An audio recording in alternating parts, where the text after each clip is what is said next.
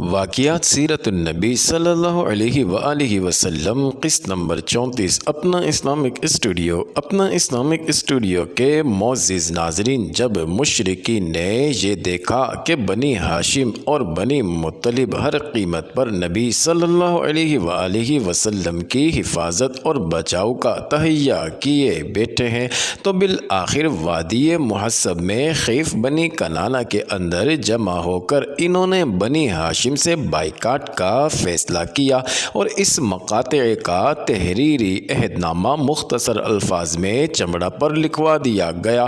ناظرین، دانشوران کفر نے بعد مشورہ قبیلہ بنی ہاشم کے سماجی اور معاشی مقاطعہ کی تجویز منظور کی، اس لیے کہ حضور اکرم صلی اللہ علیہ وآلہ وسلم کا تعلق اسی گھرانے سے تھا، اور دوسرے یہ کہ یہ حیثیت سربراہ قبیلہ حضرت ابو طالب نے ان کی بار بار کی درخواست کو ٹھکرا کر دیا تھا۔ انہوں نے خیال کیا کہ اگر بنی ہاشم کو یوں بے بس کر دیا جائے تو خود بخود آن حضرت صلی اللہ علیہ وآلہ وسلم کو ان کے حوالے کر دیں گے۔ اس تجویز کو عملی جامہ پہنانے کے لیے ایک عہد نامہ مرتب ہوا جو بنی ہاشم، بنی مطلب اور بنی عبد مناف کے خلاف تھا۔ ناظرین، یہ مقاطعہ یعنی قطع تعلق کسی خاص مدت کے لیے نہیں تھا بلکہ غیر معینہ مدت کے لیے تھا، جب تک محصورین خود آن حضرت صلی اللہ علیہ وآلہ وسلم کو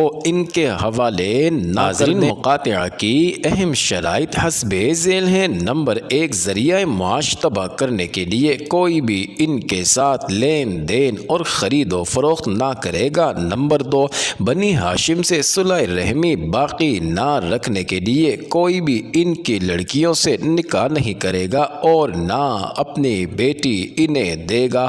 نمبر 3، انہیں اپنی صحبت میں بھی نہیں بیٹھنے دیا جائے گا تاکہ کوئی شخص ان کی باتوں سے متاثر نہ ہو۔ نمبر 4، ان سے قطع تعلق کرنے کے لیے کوئی بھی ان سے بات چیت نہیں کرے گا۔ نمبر 5، انہیں بھوکے رکھنے کے لیے خوراک فراہم نہیں کی جائے گی اور ان کا کوئی حمایتی انہیں خوراک نہیں پہنچائے گا۔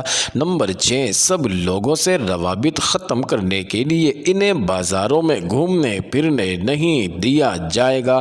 ناظرین، مشرکین نے اس بائیکاٹ کی دستاویز کے طور پر ایک صحیفہ لکھا جس میں اس بات کا عہد و پیمان کیا گیا تھا کہ وہ بنی ہاشم کی طرف سے کبھی بھی کسی صلح کی پیشکش قبول نہ کریں گے، نہ ان کے ساتھ کسی طرح کی مروت برتیں گے جب تک کہ وہ رسول اللہ صلی اللہ علیہ وآلہ وسلم کو قتل کرنے کے لیے مشرکین کے حوالے نہ کر دیں۔ ناظرین، بہرحال یہ عہد و پیمان طے پا گیا اور صحیفہ خانہ کعبہ کے اندر لٹکا دیا گیا۔ اس کے نتیجے میں ابو لہب کے سوا بنی ہاشم اور بنی مطلب کے سارے افراد خواہ مسلمان رہے ہوں یا کافر، ناظرین، سمٹ سمٹا کر شعب ابی طالب میں مبعوث ہو گئے۔ یہ نبی صلی اللہ علیہ وآلہ وسلم کی بعثت کے 7ویں سال یعنی محرم کی چاند رات کا واقعہ ہے۔ ناظرین، قریش مکہ کے سماجی مقاطع کے بعد حضرت ابو طالب مجبور ہو کر بنو ہاشم اور بنو مطلب کی حفاظت کی خاطر پہلی محرم 7 نبوی کی شب کو تمام خاندان بنی ہاشم کے ساتھ بجز ابو لہب کے کوہ ابو قبیس میں واقع گھاٹی شعب ابی طالب میں پناہ گزین ہو گئے۔ ناظرین، گھاٹی کو عربی میں شعب کہتے ہیں۔ کوہ ابو قبیس میں کئی گھاٹیاں تھیں جیسے شعب المطلب، شعب بنی ہاشم، شعب بنی اسد، شعب بنی عامر، شعب بنی کنانہ وغیرہ۔ ناظرین، یہ شعب بنی ہاشم کی موروثی ملکیت۔ ناظرین، اس وقت بنی ہاشم کے سردار ابو طالب تھے، اس لیے یہ گھاٹی انہی کے نام سے شعب ابی طالب کہلانے لگی۔ آج کل شعب ابی طالب مکہ کے بازار سوق اللیل کے مقابل ایک بستی ہے جو اطراف کی 3 گھاٹیوں کے درمیان ہے۔ ناظرین، اسے محلہ ہاشمی بھی کہتے ہیں۔ مولود النبی صلی اللہ علیہ وآلہ وسلم اور دار ختیجہ رضی اللہ عنہا اس شعب میں واقع ہیں۔ اسے شعب علی رضی اللہ عنہ یا شعب بنی ہاشم کہا جاتا ہے۔ ناظرین، اس محصوری کے زمانے میں تمام تمام محصورین مصائب و آلام کا شکار تھے۔ کھانے پینے کی چیزوں کا ذخیرہ چند مہینوں میں ختم ہو گیا۔ قریش مکہ کے بائیکاٹ کے نتیجے میں غلے اور سامان خرد و نوش کی آمد بند ہو گئی، کیونکہ مکے میں جو غلہ یا فروختی سامان آتا تھا اسے مشرکین لپک کر خرید لیتے تھے، اس لیے فقر و فاقہ کی نوبت آ گئی۔ ناظرین، ان کے پاس بمشکل ہی کوئی چیز پہنچ پاتی تھی، وہ بھی پس پردہ۔ بھوک سے بلکتے ہوئے بچوں اور عورتوں کی آوازیں جب گھاٹی کے باہر سنائی دیتی تو قریش سن سن کر خوش ہوتے تھے۔ جب رسول صلی اللہ علیہ وآلہ وسلم اور اسلام کی خاطر تمام محصورین یہ تکالیف برداشت کر رہے تھے۔ ناظرین، احادیث میں جو صحابہ کی زبان سے مذکور ہے کہ ہم طلحہ کی پتیاں کھا کھا کر بسر کرتے تھے، ناظرین یہ اسی زمانے کا واقعہ ہے۔